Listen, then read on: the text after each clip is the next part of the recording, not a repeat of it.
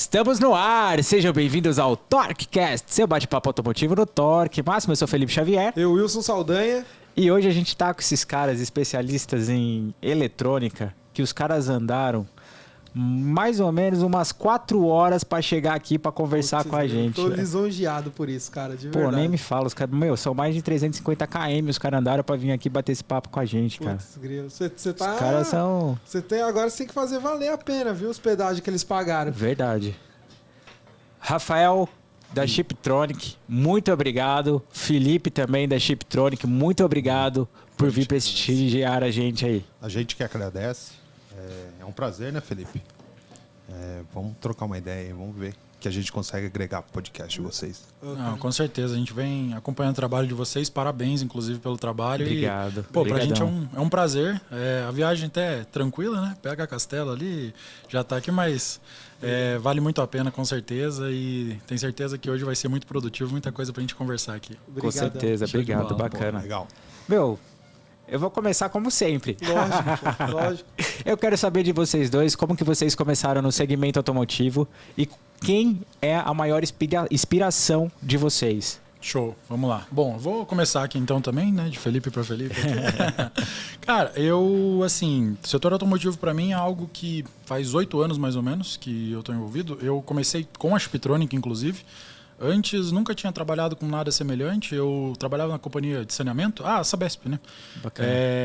E assim, quando eu cheguei na Chiptronic e fui conhecendo esse universo automotivo, eu estava acostumado com picareta, pá, enfim, vazamento de água, esgoto, nada a ver, né? E conhecer essa área automotiva, principalmente a eletrônica automotiva, que é a área onde a gente atua bastante, né? Bem forte, foi me abrindo horizontes mesmo, fui entendendo melhor como que é o funcionamento do veículo, como que a injeção eletrônica gerencia tudo, enfim. Então, há 7, 8 anos atrás, mais ou menos, eu caí para dentro desse mundo e falei, cara, vou fazer disso aqui minha vida, eu preciso entender profundamente como que tudo isso aqui funciona. Era uma grande oportunidade, era menino de tudo, tenho 29 hoje, então tinha 21 anos na época. Que legal. E foi algo que, assim, foi revelador, digamos assim. Entender o quanto que a área automotiva tem uma participação muito importante, tanto no mercado quanto na questão da sociedade mesmo, né? Eu costumo, pelo menos, ver dessa forma, que eu digo até que o nosso objetivo não é só trabalhar com equipamentos, cursos, peças e tudo mais, mas a própria mobilidade urbana, tudo, vamos dizer assim, o movimento mesmo da sociedade depende dos automóveis. Então, nós que somos responsáveis por manter os automóveis se movimentando, vamos dizer assim, a gente exerce uma responsabilidade social, né? Então, entregar a capacitação para o profissional, entregar a possibilidade dele fazer reparos com mais velocidade e tudo mais. Então, isso é algo que, assim, me encantou muito.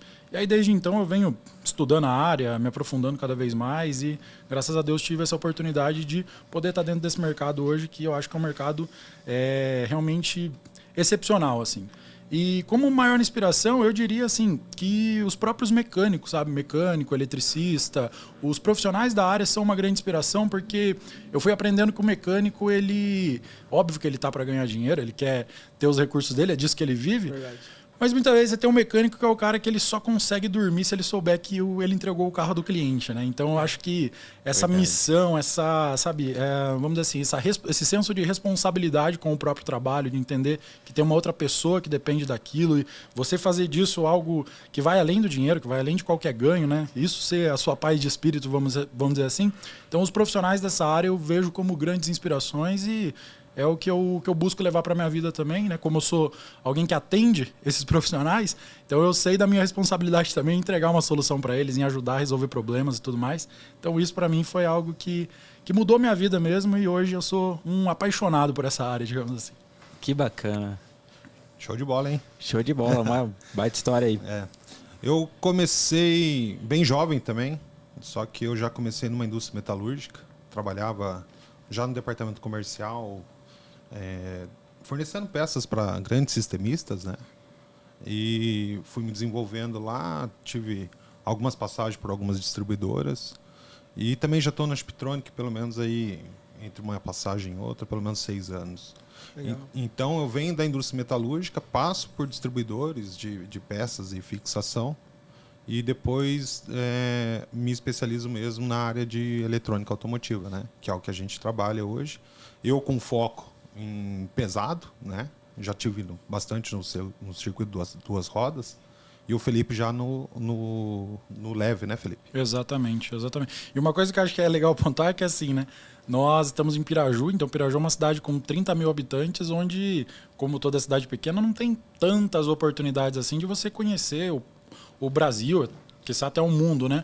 E essa área automotiva, ela abre essa oportunidade, né? Então, graças a Deus, tive a oportunidade de estar em contato com profissionais desde o Rio Grande do Sul, Ceará e tudo mais. O Brasil inteiro, né? O Brasil inteiro, exatamente. Então, o Brasil é muito grande e muito diverso, né? A gente já teve desde o norte, desde o Pará, até no sul do Rio Grande do Sul. Então, a gente roda muito por aí visitando o pessoal. Vocês fazem essas visitas também? Sim. Roda o Brasil inteiro. Você vê a diferença que é de cultura, né?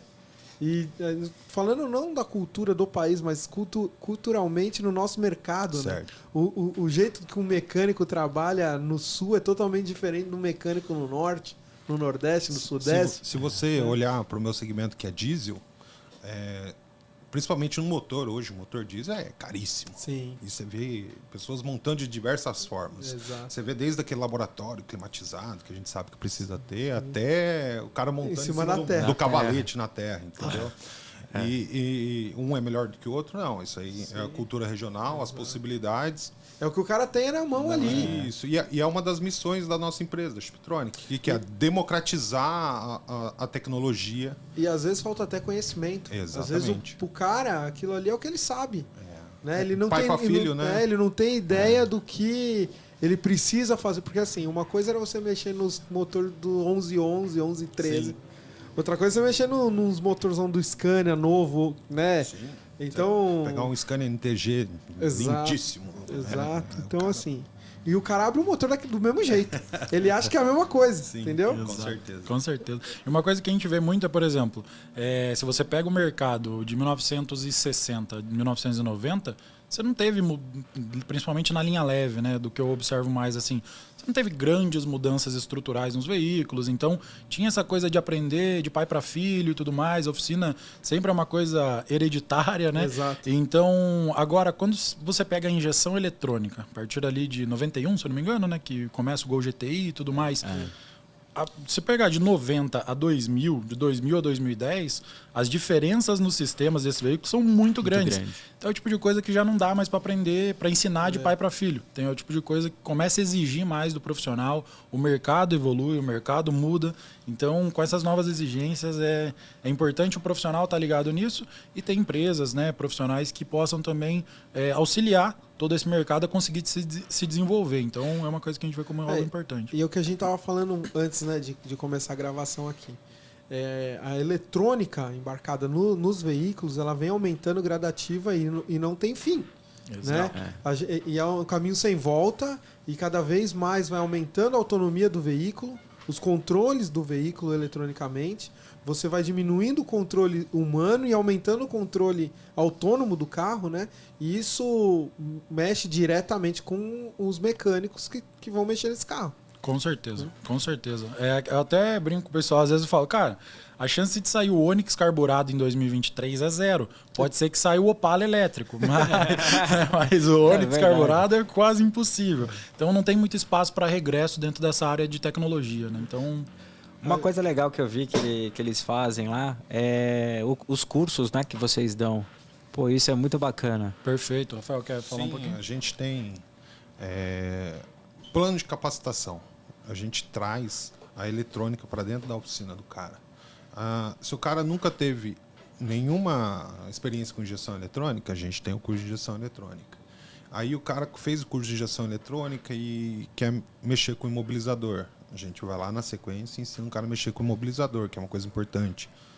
Mexeu com o imobilizador, que é mais um pouco, a gente ajuda ele com a eletrônica básica. E vai até a hora que o cara está reparando o módulo mesmo, abrindo a central eletrônica e fazendo esse reparo. E isso com algumas especializações também, isso tanto na linha leve quanto na linha pesada e muito em breve na linha de motos. Legal. Que é uma coisa que no mercado você não encontra e o valor agregado de módulos de moto está tão grande quanto de carro e de caminhão hoje em dia, principalmente nas premium, né? Você falou de ensinar a fazer reparação em módulo. Como que é a facilidade para achar essas peças de reparação, esses reparos no mercado? Cara, hoje assim, as peças de reposição, quando você fala para repor um módulo novo, o módulo novo ele chega a custar 50% mais caro do que você fazer uma reparação. Isso para o cliente final. Então, a troca do módulo ela tem um custo muito elevado. Esse é o primeiro fator que é determinante, principalmente para nós brasileiros, né? Sim.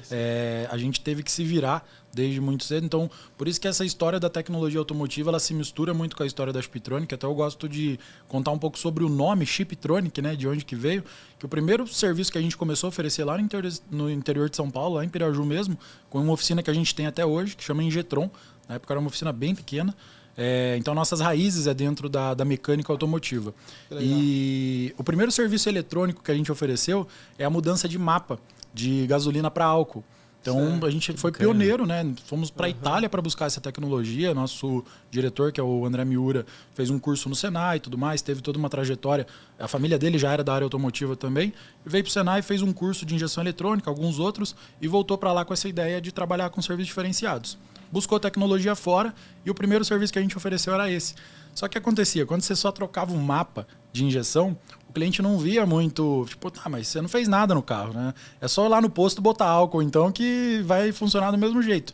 E aí onde a gente teve que começar a desenvolver um encapsulamento para a memória. Porque o cliente final não conseguia entender que tinha uma memória diferente dentro de uma placa eletrônica. Até hoje, né? Até profissional da área às vezes não consegue assimilar isso. Não. Então, naquela época, era algo assim, impossível, revolucionário. E aí foi onde a gente teve que começar a criar os chips. De pegar e falar, olha, tá aqui o chip original do seu carro e tá aqui o chip que eu reprogramei para você. Então eu tô colocando ele na placa agora. E aí que vem a primeira parte do nome, né? Que é o chip.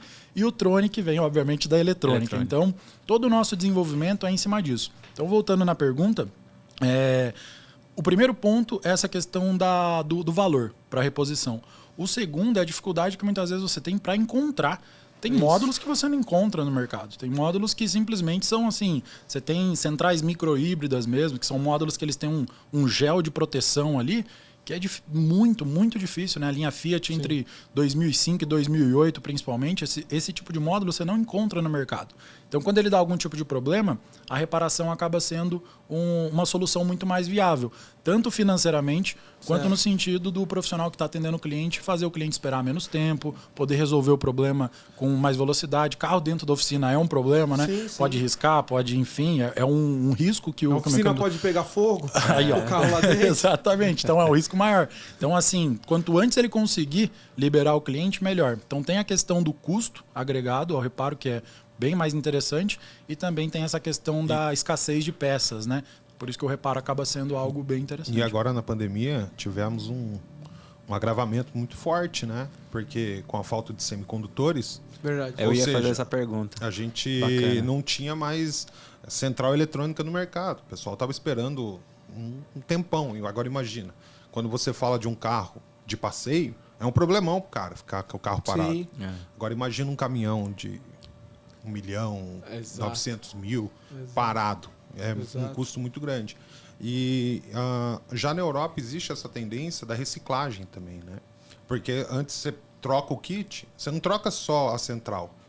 Você troca a central, você troca o mobilizador, em alguns casos o módulo de câmbio, em outros casos todo o kit em geral que tem. Então fica muito caro. Quando você fala 40% do valor, você está falando só do valor de um módulo pelo outro. Tá. Mas se você tem um problema num módulo de carro onde que a central é casada com o painel e é casada com o imobilizador, você tem que trocar tudo. Você não troca só a central. Exato. Então, o reparo ele é muito viável por causa disso. E também a consciência ambiental, porque cada vez que você descarta uma central no lixo, é lixo eletrônico, né? E lixo eletrônico é um problema que a gente tem no mercado hoje. O Brasil ele é número 1, né? Na América, medalha de ouro pra gente. Número 1 na América Latina em produção de lixo eletrônico. Sim. Então fica em segundo nas Américas, só atrás dos Estados Unidos, e é número 7 no mundo. Então, assim, a escala é bem complexa, né? Essa Sim. questão do lixo eletrônico, o descarte do lixo eletrônico não é algo que a gente tem uma conscientização grande, nem estrutura para isso, na verdade. Então, junta todos esses fatores, é um mercado que ele está superaquecido hoje, que tem muitos profissionais buscando. Até você comentar de lixo eletrônico, é interessante porque eu estava numa discussão essa semana, questão do carro elétrico, do incentivo no carro elétrico, a dificuldade é justamente o lixo eletrônico que ele vai causar. Porque o impacto dele de poluição é óbvio, é bem menor, carro com a combustão. Mas o lixo eletrônico dele é muito maior. Né? Então, assim, Com certeza. O impacto ambiental dele, depois da vida útil do veículo, é muito maior, porque ele é igual a um celular. Né? Você acabou a bateria, né? Não que acabou a capacidade de armazenamento de energia da bateria, descarte, não tem o que fazer. Né? Eles têm algumas soluções que é fazer mini células de bateria para que você consiga aumentar a vida útil disso trocando aquela célula. Exato. Né? Só que a gente olhando para o carro elétrico, eu vejo que ele é desenvolvido para um mercado que não é igual ao nosso. Exato. Ele é uma coisa muito descartável. A gente tem carro rodando com 40 anos no mercado, entendeu? E se a gente pensar numa coisa um pouco mais descartável, o poder aquisitivo do brasileiro ele não acompanha isso. Exato. Então o carro vai ser uma coisa muito elitizada, mas por isso... a gente espera que as coisas se desenvolvam. Vamos lá, transporte público, por exemplo. Tem que se desenvolver para que isso seja uma realidade. Né? Exato. E assim, a gente que está diretamente ligado ao mercado, vocês principalmente, né, mais até que a gente, vocês enxergam um desenvolvimento voltado para um mercado mais popular disso ou não? Ou por enquanto a gente vai continuar nessa que a gente está aqui e o elétrico mesmo, com essa tecnologia embarcada, vai ficar mais elitizado? Eu acho que as normas ambientais eles vão chegar num limite do social. Porque o que faz forçar esse desenvolvimento são as normas ambientais. A gente tem caminhão com Arla hoje por causa das normas ambientais. Não é a montadora que falou, vamos ser bonzinho, entendeu? Então, eu acho que essas normas ambientais vão ter um ponto. Aí, a hora que chegar nessa barreira tecnológica, aí vai começar a ter que desenvolver outras coisas além da eletrificação. Sim. A eletrificação eu acho que é até uma realidade, principalmente no mercado mais desenvolvido. Porém, eu acredito que no Brasil a gente vai chegar num momento que vai se tornar só uma coisa da elite mesmo, entendeu? O César Oiani esteve aqui, né? A gente conversou e entramos nesse assunto. Sensacional esse episódio. E aí ele fala justamente isso, que ele teve na Embrapa, né? E o pessoal tá fazendo com cana-de-açúcar para poder fazer um carro elétrico movido a célula de hidrogênio usando a cana-de-açúcar, né? O álcool. Aí eu acho que você descarta a bateria, não precisa. Que é a parte mais cara do negócio, né? E você consegue baratear o custo. A mais cara e a que mais vai poluir, né? Que é o que não tem reciclagem. Exato. Até, Sim. enquanto, né? Eu acho que assim, uma dificuldade é essa questão do 880, né? E tipo, não, então tem aquela coisa as montadoras deram até 2030 para parar de produzir veículo com motor a combustão. Tá tudo bem, mas e o que já está produzido? Exato. A gente simplesmente vai amontoar tudo, tacar fogo e hoje mandar para Marte, né? Elon Musk vai levar uma carreta de carro por semana, sei lá. Então, assim, tem uma frota que ela tá na rua, ela vai continuar precisando de manutenção por mais pelo menos 20, 30, 40 anos aí pela frente, porque esses carros não vão se dissolver. E eu acho que essa questão de, tipo assim, imaginar que a transição para o elétrico, ela obriga todos os carros a se tornarem elétricos do dia para a noite. Né? Isso dificilmente vai acontecer. Talvez em países, como a Europa e etc. Mas o Brasil tem questões do carro elétrico, por exemplo, que ele inviabiliza no Brasil por uma questão geográfica. Exato. Se eu for comparar o tamanho do Brasil com o tamanho da Alemanha, por exemplo, pelo amor de Deus, você tem um carro que tem autonomia para cruzar a Alemanha, aqui no Brasil ele não vai do Paraná até na Bahia, você entendeu? Então não cruza a Bahia. Não cruza a Bahia. Exatamente. Eu pessoalmente enxergo o carro elétrico como uma coisa muito urbana. Sim. Uma coisa muito urbana. Concordo. Carros compactos rodando para entregas, para você vê, né? Tem uns carrinhos, uns caminhõezinhos elétricos rodando por aí. Eu acho que beleza, isso aí é o primeiro passo. É quase que um laboratório para eles, né? Mas ainda tá nesse nicho. Mesma coisa ônibus também, né? Sim, sim. Mesma coisa ônibus urbano, não rodoviário, né? Exatamente. Porque o rodoviário roda perto de onde tem manutenção, perto de onde tem reposição. Exato. Imagina, né, vocês, não sei se vocês viajam, eu acredito que sim. Acho que eu escutei você falando que viaja, mas eu já tive no interior do Pará, lá em Marabá. 15 dias atrás eu tava lá. Nossa, é longe de tudo, né? Paraupebas eu tava. Paraupebas, estava lá nas mineradoras. É longe, é longe. Eu ia falar que é o fim do mundo, mas não é. É um lugar espetacular, mas é longe demais. Longe. Agora você imagina você com um Tesla lá. Então. Que jeito. Não, aqui em São Paulo talvez você consiga. A condição da estrada. Sim, que é péssima, né? Entendeu? É tudo péssimo. Então, eu acho que vai ter nichos, vai ter lugares que vai ser viável até, sei lá, para o status, elite e tal. Alguns momentos vai ser realidade, já é realidade na mobilidade urbana, aqueles patinetes, aquelas motonetas e tal. Mas ainda alguma coisa usual, um utilitário, por exemplo, já é uma barreira que vai ser difícil. E essa história de cana-de-açúcar é tudo que a gente precisa, realmente, né? A gente para de pensar num carro elétrico a bateria e começa a pensar num carro de motor elétrico movido a combustão. Pô, a combustão não, mas é a transformação lá, a célula de hidrogênio. Isso. Existe até uns caras que fazem isso com água, né? Os caras fazem um negócio de hidrógenos lá, umas placas e rompe. Sim. É bem perigoso, explode. Naquele ponto que você falou sobre a questão de poluição, né? Muitas vezes o pessoal associa poluição com fumaça, né? Então, se solta fumaça é que polui, mas a bateria, na hora de descartar, você não tá vendo? Então, de repente, ela não soa tão poluente assim, né? Esse era o ponto da discussão. Não é? Porque se ela estiver ouvindo, ela vai saber que é ela. A gente tava conversando, ela falou assim, não, tem uma amiga minha que ela é toda essa questão ambiental, né? Ela é vegana, ela usa carro elétrico. Então eu peguei e falei pra ela assim, tá, mas ela sabe quanto que polui uma plantação de soja? Ela tem noção? Porque... Quanto que ela é agressiva pra natureza, né? Quantas árvores foram derrubadas para você plantar soja? Você sabe? É a mesma quantidade que foi derrubada para ter boi? Então, assim, é uma coisa... Se você não come carne porque não gosta de carne, beleza. Agora, se você for para esse lado ambiental, já é uma outra discussão que você tem que conhecer. Porque, assim, a bateria, você olha lá o carro elétrico, ele é bonitinho, não faz barulho, não emite fumaça. Só que para produzir aquele carro, você teve N fatores, N etapas que são altamente poluentes.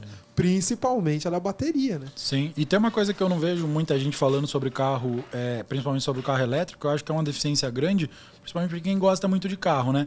Tem que ter um alto-falante com um simulador de ronco de motor, né? Porque tem quem goste muito, eu particularmente. Você compra um V8 batendo ali é outra coisa. Você compra um Mustang. Pelo barulho. Exatamente. Elétrico não dá, né? Tem as lendas, né? Não, a Harley Davidson é patenteado o ronco da moto. Né? Se eu não me engano, foi a própria BMW lá fora que teve que fazer isso. Não sei se foi a BMW ou a Land Rover fez isso nos carros elétricos dela lá fora. Ela teve que colocar o som para poder ganhar esse mercado da galera que gosta do ronco do cara, porque o carro não faz o som. O pessoal gosta, né? Agora, uma coisa que eu acho incrível é que assim... quando a gente pensa na injeção eletrônica, ela veio com um princípio fundamental, como o Rafael comentou, né? O princípio das inovações é sempre impulsionado por alguma lei. Exato. Então, as leis ambientais lá atrás, né?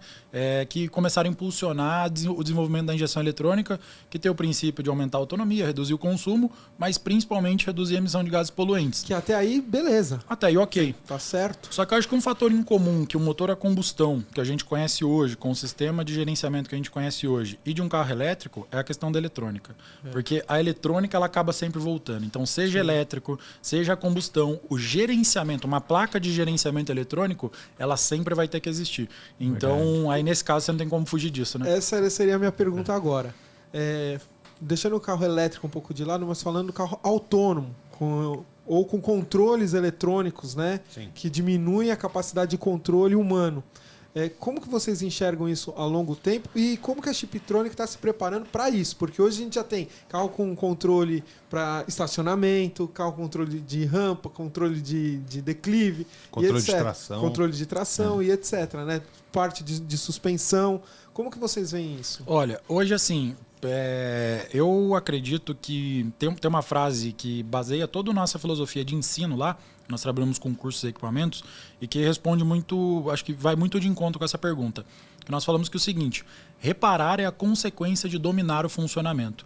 Então, hoje, toda a nossa filosofia de ensino ela não é voltada para ensinar um macete. O injetor 3 do Celta para de funcionar, onde que você olha na placa? Não.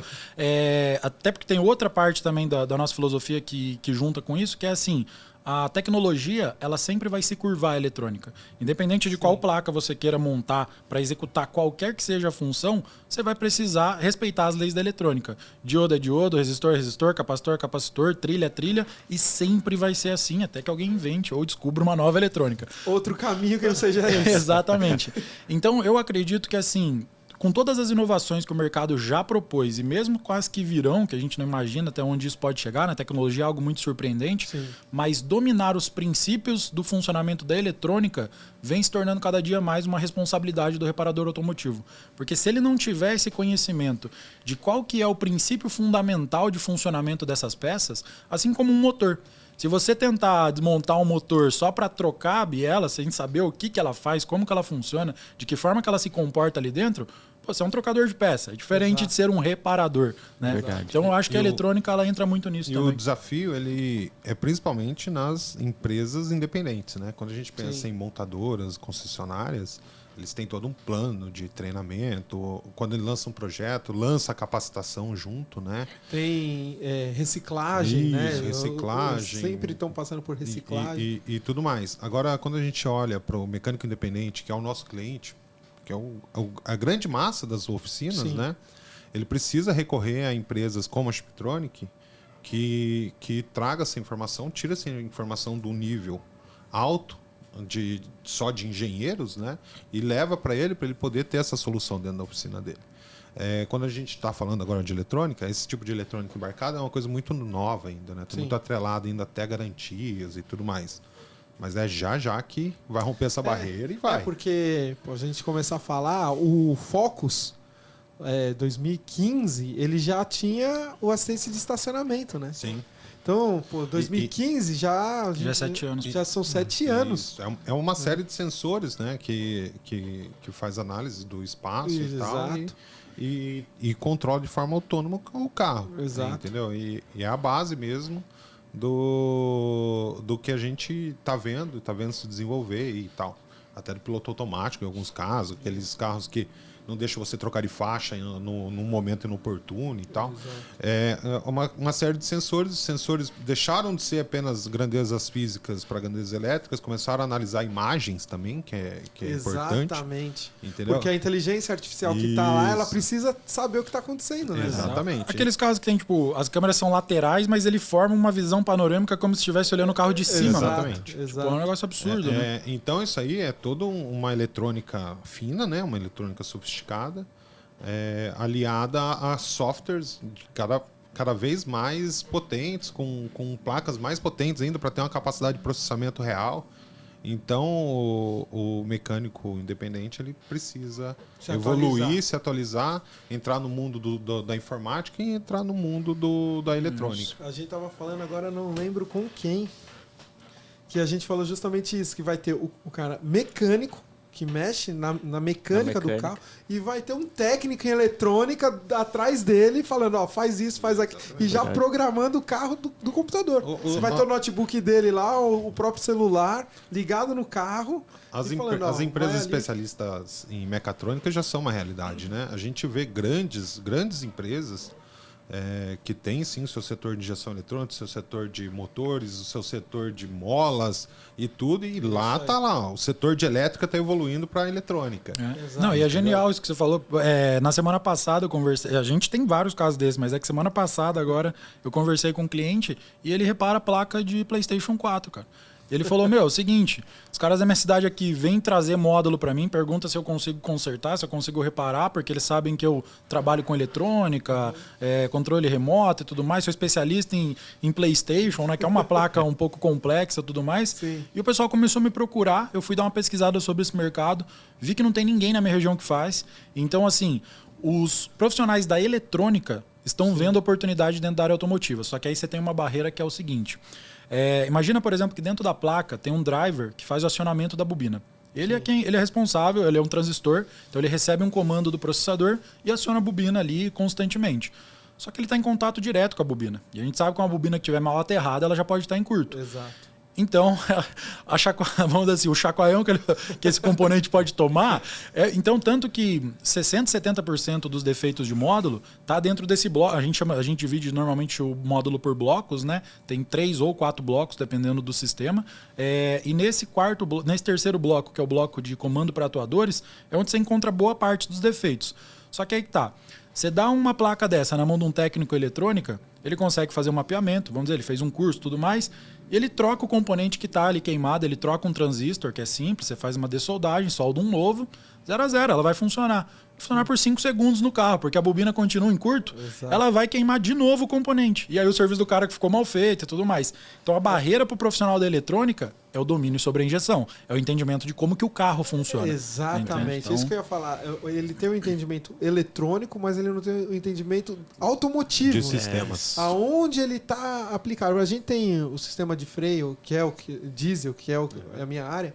Era um negócio pneumático, estritamente mecânico, né? Então, assim, passava lá o ar, cada válvula mandava um ar. Hoje em dia você tem módulos eletrônicos nas válvulas com reconhecimento. Então, assim, o cara que entende de ar e não entende de eletrônica, ele já não mexe nesse caminhão. Exato. Ele não tem como mexer, porque ele não conhece. Às vezes você troca uma válvula lá, o caminhão não liga. Sim. Se você não resetar o módulo... Você tem que apresentar para o sistema aquela válvula nova. Exatamente. Então, esse é outro aliado do mecânico. As ferramentas, né? Hoje em dia fala-se muito em scanner, rastreador e tal. Saiu daquele nível que era só para ver falhas e fazer diagnóstico e começou a parametrizar e programar muitas coisas. Sim. Hoje você vai trocar um injetor do Volvo, dos D13, que são os mais novos, FH4, você precisa apresentar o injetor lá, você não é só trocar. Não é tirar uma peça, que é isso que antigamente o cara falava. Ele ficava lá, liga o carro, ouvindo barulho. Peraí, já achei. Tira aqui, põe ali, resolveu. Não é mais assim. O cara deixava de ser mecânico quando ficava surdo só, né? Então, o cara precisa se aliar assim, a conhecimento e a equipamentos. O cara precisa nessa linha de freio, você tem hoje sistemas que você precisa dar um comando no scanner para as pinças ficarem abertas para você conseguir fazer o serviço. Exato. Você não consegue mais fazer de outro jeito. Você precisa de um comando eletrônico para que as pinças abram. E em compensação também, você quer testar as pinças, você dá um comando no scanner e vai pinçando roda por roda para você ver qual roda que pode ter problema. Exatamente. Então, o diagnóstico ele é muito mais fácil ele é necessário que seja através de equipamentos. Mas a vida do mecânico que vai se aprimorando, isso fica muito mais fácil. Com certeza. Né? Porque você passa lá hoje, você passa um equipamento, um scanner, você já identifica onde está o problema, dependendo do veículo e do programa que você tem, você sabe exatamente aonde está, o que você tem que fazer, ele já te fala tudo. Com certeza. E acabou. Né? Mas o duro, assim, a gente está falando isso de oficinas mais modernas, que já estão... A gente vai lá, volta para lá onde a gente estava. Para o Pebas. E aí, lá o cara, o acesso à informação para ele é mais difícil. Né? Ele já tem aquele costume que às vezes você fala pra ele, porra, mas eu faço isso há 30 anos.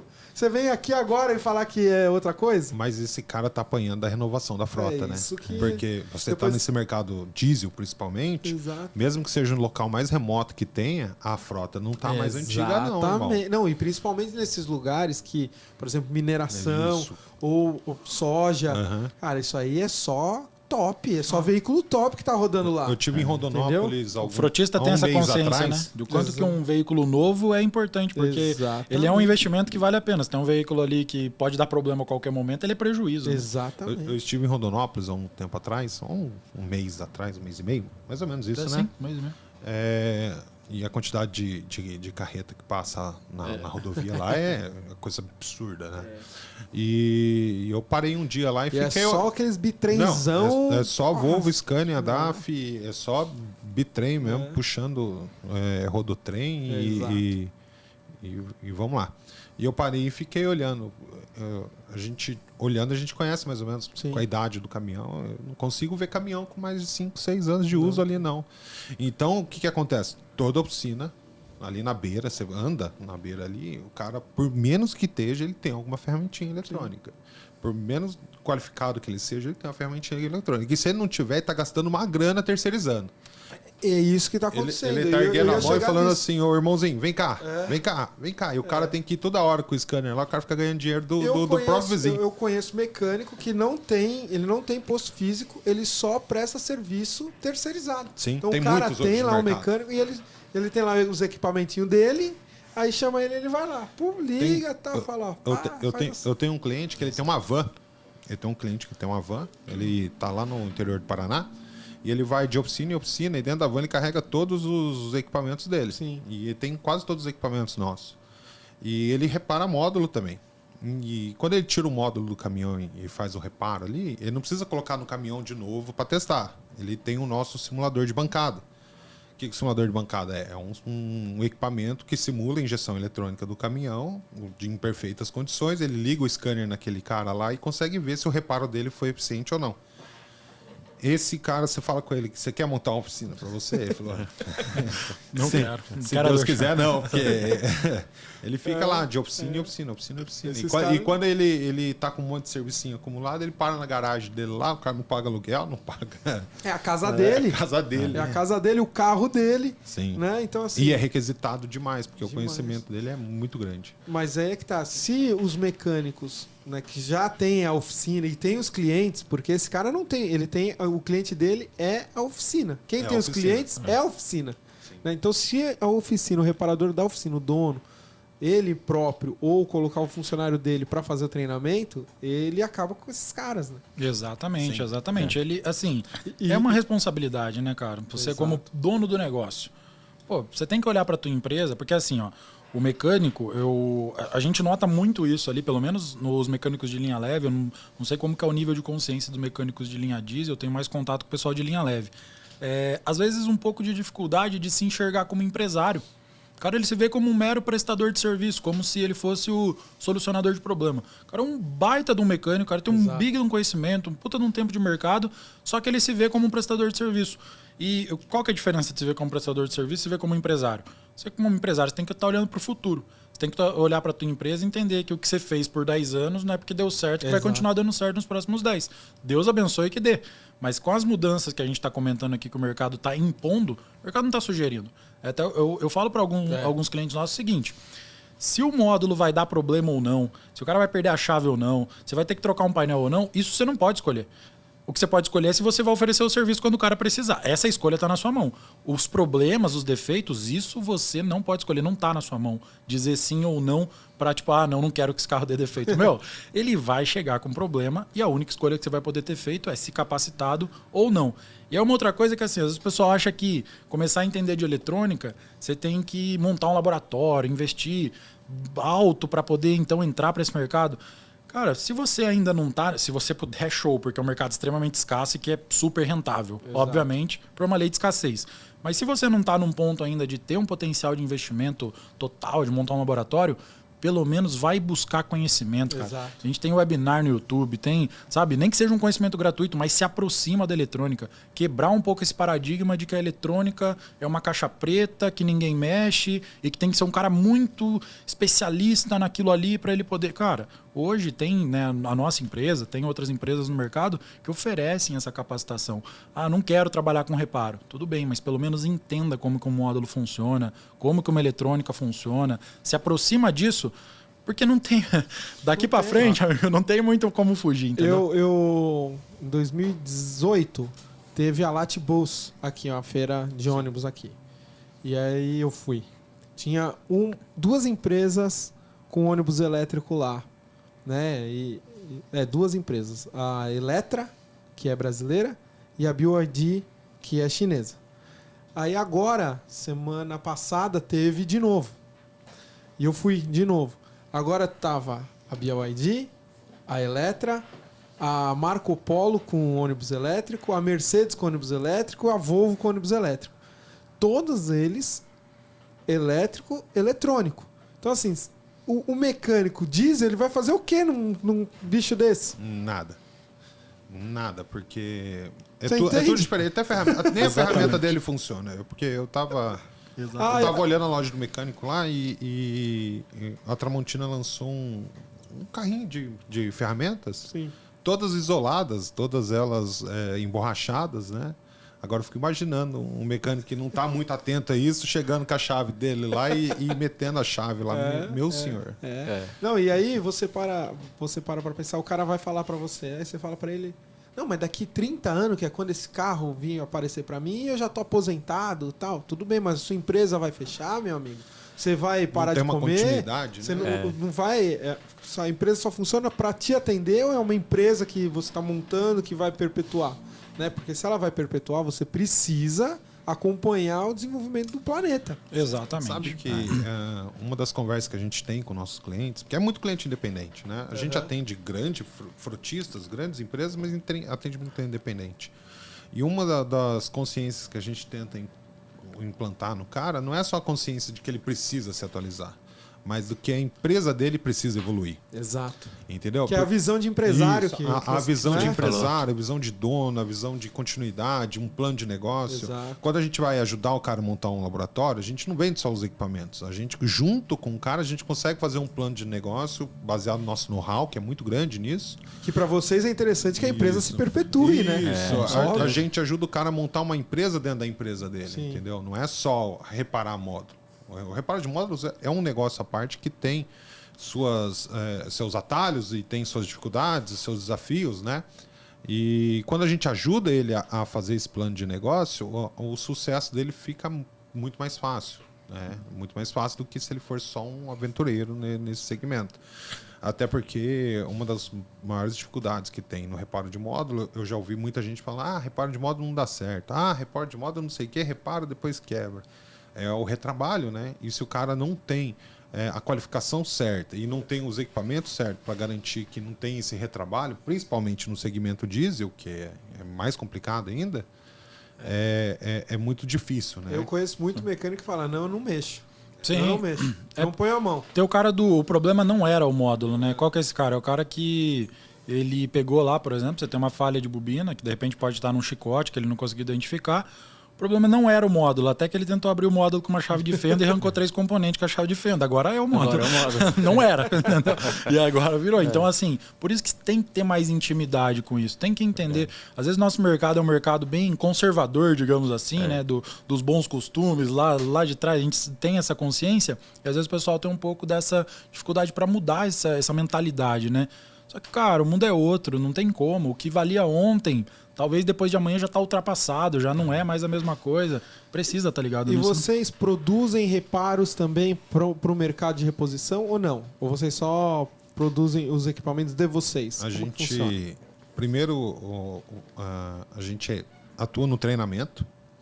A gente desenvolve equipamentos. Hoje a gente tem uma das maiores engenharias da América Latina voltado para o segmento automotivo, né? E a gente tem nossos laboratórios próprios. A gente faz remapeamento, a gente tem o nosso próprio laboratório de reparo de centrais, a gente tem a nossa oficina diesel, a gente tem a nossa oficina leve. Serve, sim, para atender o mercado em geral que tem ali, que ainda é muito escasso, a gente é muito procurado, certo, mas também serve como laboratório. Entendi. Dos nossos desenvolvimentos, né? Hoje, na nossa região, não existe um dinamômetro do tamanho do nosso, que é para o segmento diesel pesado, extra pesado. A gente consegue fazer otimização de motores, a gente atende grandes frutistas, não só com isso, a gente tem também um segmento novo que está agora sendo implantado, inclusive está lá na Copatran, que estava falando, acho que para você da Copatran, que a gente tá lá dentro, é o segmento de telemetria, a gente está fazendo muita telemetria, entendeu? Então, o que vai acontecendo? As tecnologias vão convergindo. Então, uma coisa vai puxando a outra. O cara que repara módulo tem que entender de mobilizador. Sim. O cara que entende de mobilizador, consequentemente, tem que entender de injeção eletrônica. E assim vai, né?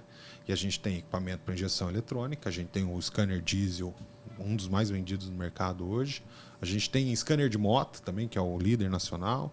A gente tem um equipamento que é o BDMAP, que é o líder no segmento de imobilizadores.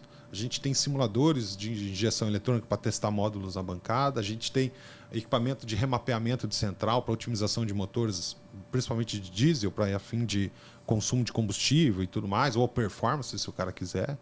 Entendeu? Então, a Spitronic é uma empresa que ela vem montando as suas soluções a fim de fechar num diagnóstico só e trazer a consciência de que a eletrônica é uma só e tudo está interligado. A gente interliga a eletrônica não só através da rede CAN, mas através de um sistema ser auxiliar do outro. Então, por exemplo, se você pega um caminhão Euro 5 hoje e não estiver funcionando perfeitamente o sistema de pós-tratamento, que é outro sistema automotivo interligado lá, você sabe que você perde a potência e para de funcionar. Sim. Então, se você vai fazer um diagnóstico do motor do caminhão, automaticamente você tem que estar apto também para fazer o diagnóstico no sistema de pós-tratamento. Sim, o pessoal da Copa Truck mesmo procurou a gente por uma questão de marketing. Porque, assim, era ruim para a imagem da competição ter caminhões, por exemplo, soltando um tucho de fumaça em cada curva. Fumaça preta. Você entendeu? Então, cada retomada... Exato. Eles medem a cor da fumaça, exatamente, né? E aí pune, né? Você já viu esse sistema? É o sistema de bolinhas que eles falam? Então, isso aí foi tudo desenvolvido pela Spitronic. Entendi. A gente que desenvolveu, né? Então é vocês que os pilotos têm que xingar, né? Os caras ficam a gente que eles odeiam. Essas bolinhas. A gente não, né? Os engenheiros, pô. Não tem nada a ver com isso. Eu gosto de fumaça. A gente é só comercial, né? Amanhã vocês vão estar lá, não? Infelizmente. Mas vai ter um pessoal nosso lá. Nós não, mas o diretor da nossa empresa tá. Pode procurar ele lá, o André Miura. Eu não sei se ele vai estar lá amanhã, eu sei que ele está lá hoje. Ele está lá hoje. E o pessoal da engenharia está lá. Eu vou estar lá amanhã. Estão lá para levar umas porradas lá. Mandaram 2 segurança junto, parece. Né? Tem que ir. Tem uns 3, 4 pilotos, cara, que eu sei que quer pegar. Mas é muito legal isso e é muito padrão. O pessoal fica meio assim, certo, porque... Tá certo. Antigamente, não sei se você lembra como que era, colocavam as pessoas em ponto específico e erguiam uma bandeira cada vez que saía fumaça preta, né? E aquilo vai do olho da pessoa. Vai do olho do cara. Isso aqui pra mim tá mais preto que pro outro. Se bater um besouro na orelha do cara na hora, ele não vê. Então, o que fez? Automatizou o sistema, né? Aí os caras ficam loucos mesmo. É normal, né? Porque gera o quê? Gera a punição, né? Sim, gera punição de tempo. Aí o pessoal do controle de prova, lá, os comissários de prova lá estão lá para analisar isso aí, né? Exato. Mas é democrático, porque funciona igual para todo mundo. Exato. Entendeu? E é baseado em tecnologia, baseado no sensor de inox, que é uma coisa extremamente precisa e tal. O olho é subjetivo, né? Sim. O olho é subjetivo. E pode ser corrompido também. Né? Então, exatamente. A beleza dos números é que é a mesma coisa aqui em Marte, na Lua, qualquer lugar, número é número, né? Então matemática é uma ciência exata. Exato. Quando você consegue fazer um cálculo ali é outra coisa. Que é isso que a eletrônica traz. Quando a gente olha para o motor, né? O módulo de gerenciamento do motor é isso que ele traz. Essa exatidão no gerenciamento. Imagina você, né, ter automaticamente todos os cálculos ali já pré-programados. Então, você tem a variável da admissão de ar, a variável da admissão de combustível, com a rotação do motor, com a posição do pistão dentro da camisa, todas e muitas outras informações, cara, mas tudo isso compilado para que o sistema possa se autogerenciar e se autoadaptar. Então, essa é a função da tecnologia, na verdade, é facilitar o trabalho do ser humano em geral, né? A tecnologia ela sempre caminha para isso, né? As evoluções tecnológicas sempre trazem esse ponto, né? Então, acho que é um negócio que é interessante, cara. Isso aí mesmo.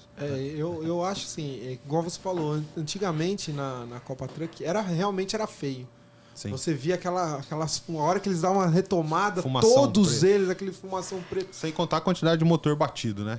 Que os motores batiam um atrás do outro. E depois que implantaram isso aí, a quantidade de motores que tem que ser recolocado diminuiu muito. Exato. Porque senão os caras metem. O que está amenizando o ódio deles é isso. Né? Uma mistura rica lá, meu irmão, e metia o pé no negócio. O que está amenizando um pouco a raiva das montadoras, dos pilotos, é essa questão da vida útil do motor está sendo estendida. Sim. Porque aí você tem um controle muito mais eficiente, né? Então baixa o custo, né, de manutenção do veículo. Exatamente. Sim, com certeza. Exatamente. Mas os pilotos.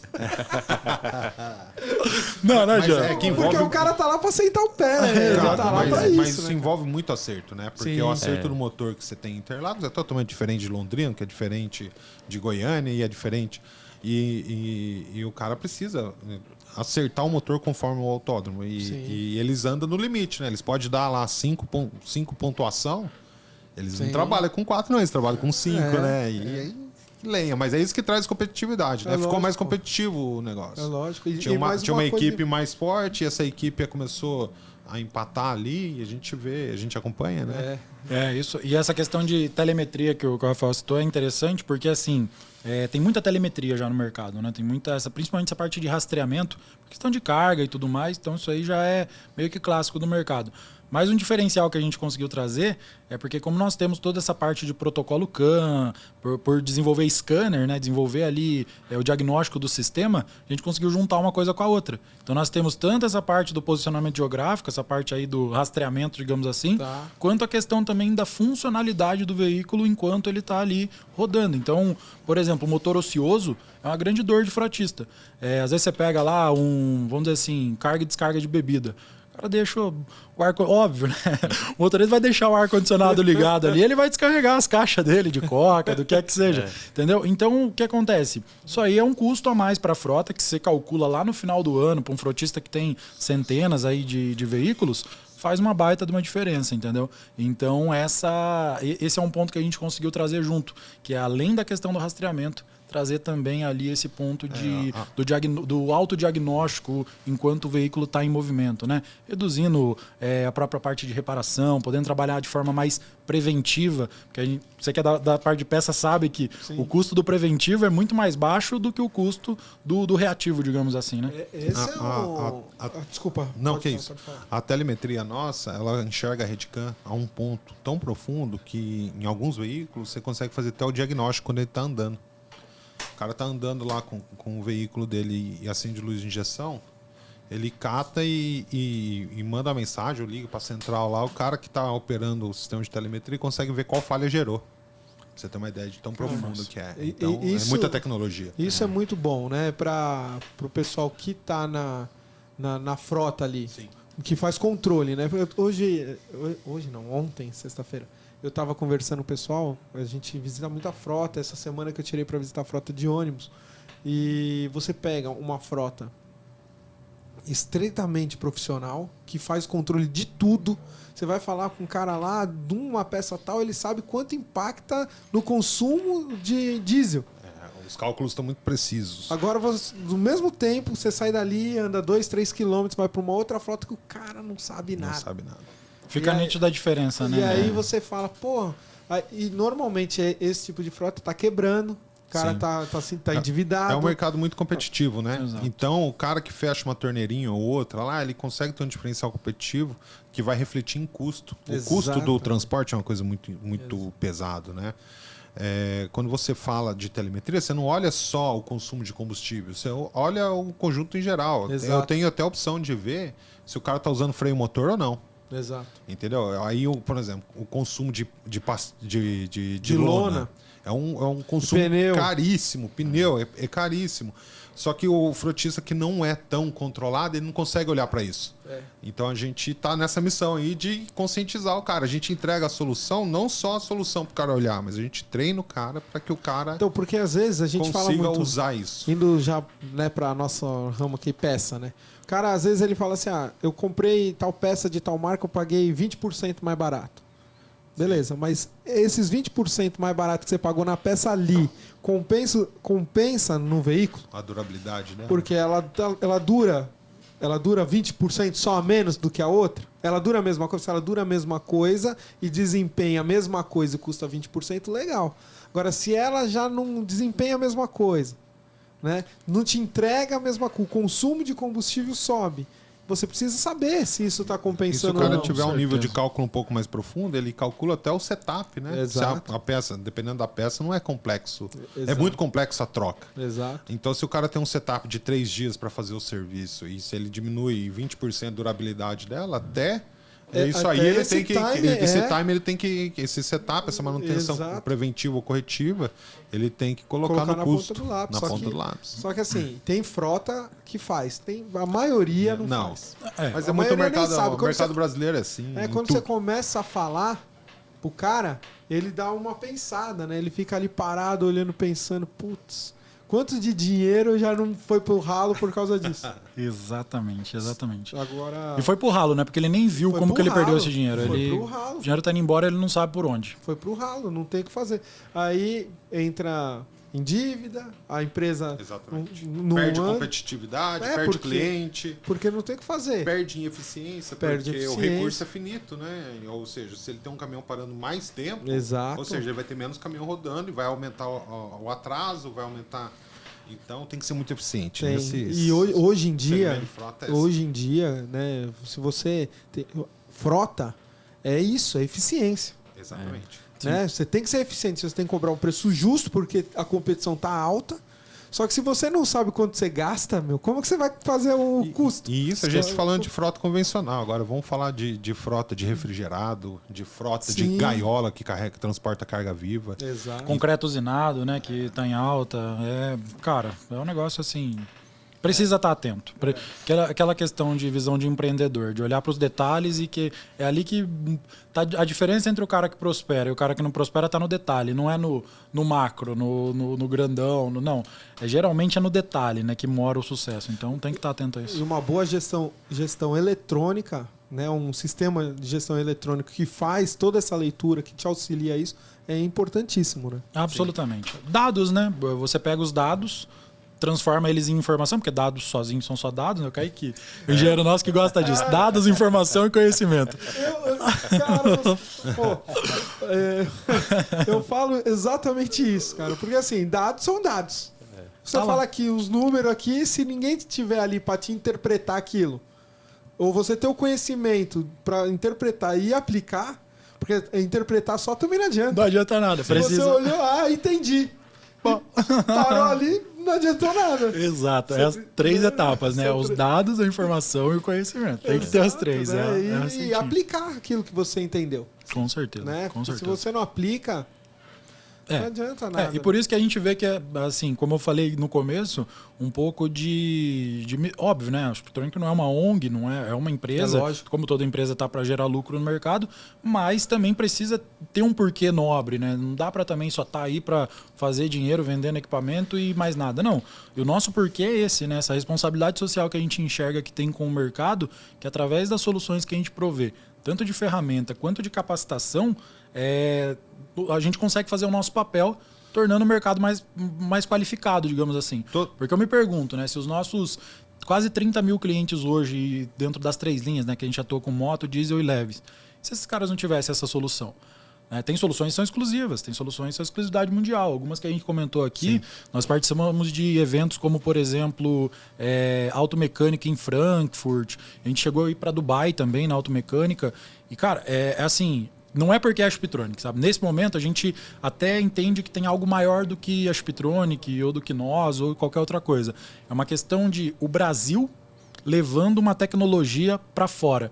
É você pegar países de referência tecnológica automotiva, como por exemplo, você pegar a Alemanha. Pô, a Alemanha é um centro tecnológico, onde muita coisa é desenvolvida, onde muita coisa é pensada, supercarros e etc. E aí você leva um equipamento lá dentro de Frankfurt, os caras passam pelo seu stand e olham e falam, pô, o que é isso aí? Peraí. E, peraí, não tem isso aqui. Isso aqui eu nunca vi, cara. E, meu Deus, isso é muito importante. A gente vendeu uma ferramenta para Nova York agora, recentemente. Os Estados Unidos está numa vibe, né, de renovar toda a matriz energética, as leis ambientais lá estão cada vez mais severas. Então, o pessoal está procurando muito a gente. Então, a gente vê que é uma tendência que ela é mundial. Só que o brasileiro, ele já dá o seu jeito faz muito tempo, né? Então essa é a nossa vantagem. Então é o que eu falo, tipo assim, é muito além da questão Spitronic ou da questão só mercado nacional. É um orgulho nosso de ser brasileiro mesmo e de estar tendo a oportunidade de fornecer uma tecnologia, fornecer software, capacitação a nível mundial. Para caras que teoricamente deveriam estar ensinando, talvez, e estão aprendendo com a gente, né? Então, só para ilustrar um pouco melhor, a ferramenta que ele está falando, que é exclusividade mundial, que foi para Frankfurt, que foi para Dubai, teve em vários países entre o Oriente Médio e a Europa. Esse é o teste diesel Pro, que a Spitronic conseguiu desenvolver, um equipamento que simula o sistema de injeção eletrônica diesel, tanto Euro 3 quanto Euro 5, claro que tem uma aplicação, só que simula com as cargas reais, entendeu? Então a gente consegue testar um módulo na bancada como se realmente tivesse um caminhão.